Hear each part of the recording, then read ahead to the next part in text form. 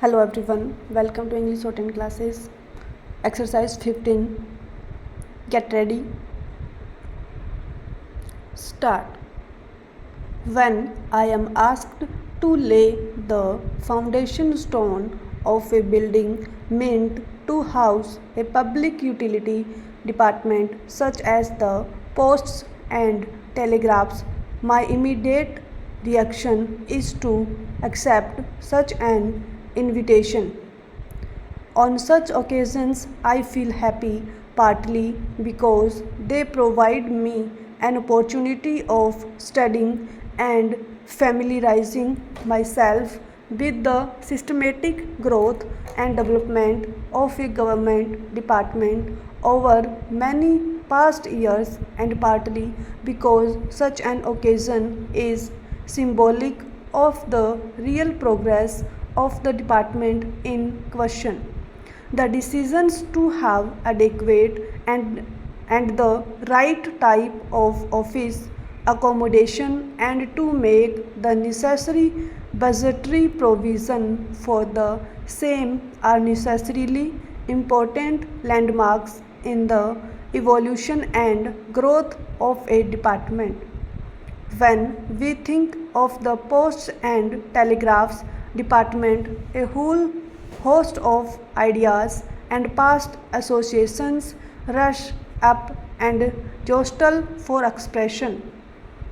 After the Indian Railways, it is the largest public utility service of the government.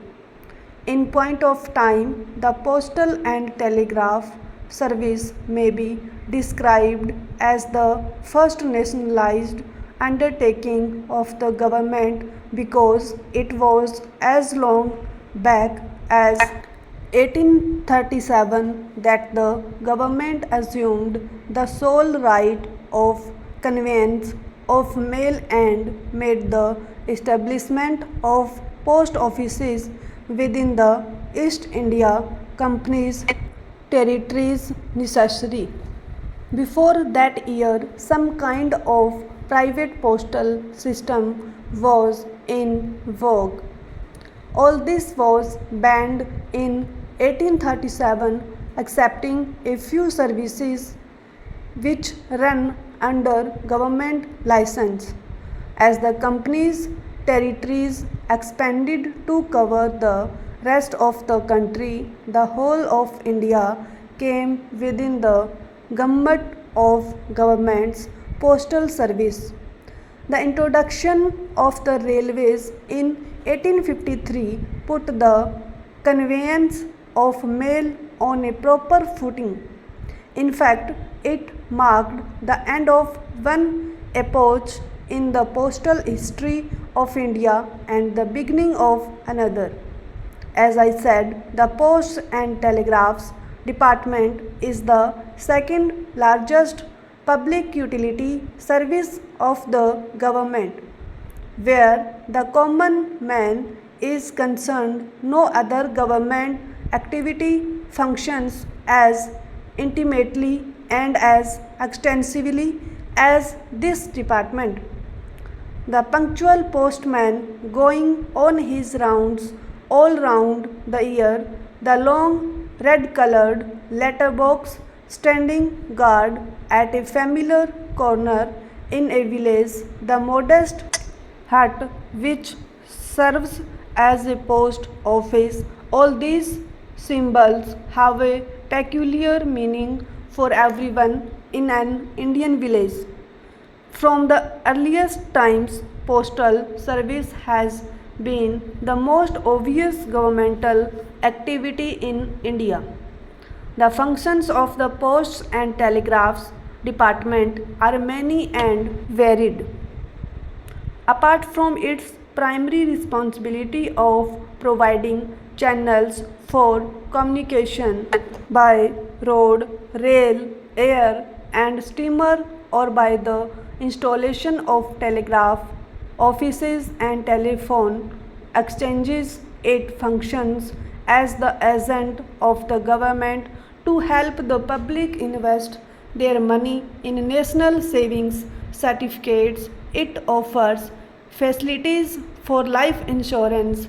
Through on a limited scale, it provides banking facilities and thus encourages a sense of thrift among the public. Although conveyance of post was undertaken as a government monopoly in 1837, it was in 1925 that the department was commercialized.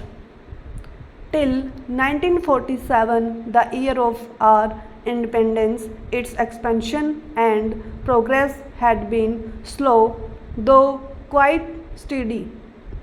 I am glad to say that since independence, the department has taken long strides in its determination to provide each village with proper communication facilities. Over 25,000 post offices have been opened since August 1947 as compared with 20,240 which were already in existence in divided India. This increase in the number of post offices stupendous as it is gives, I believe, an idea of the progress that the post and telegraphs department has made during the last 7 years. At present, every village with a population of 2,000 or more has been provided with a post office. No wonder that the number of letter boxes has also gone up by about 130%. Apart from this quantitative expansion in all directions, a good deal of progress has also been made in reducing the time lag and otherwise improving the journal service for the benefit of the public. Whenever an occasion for a journal review of national progress during the years of freedom has arisen, I have heard our telecommunication services being mentioned prominently.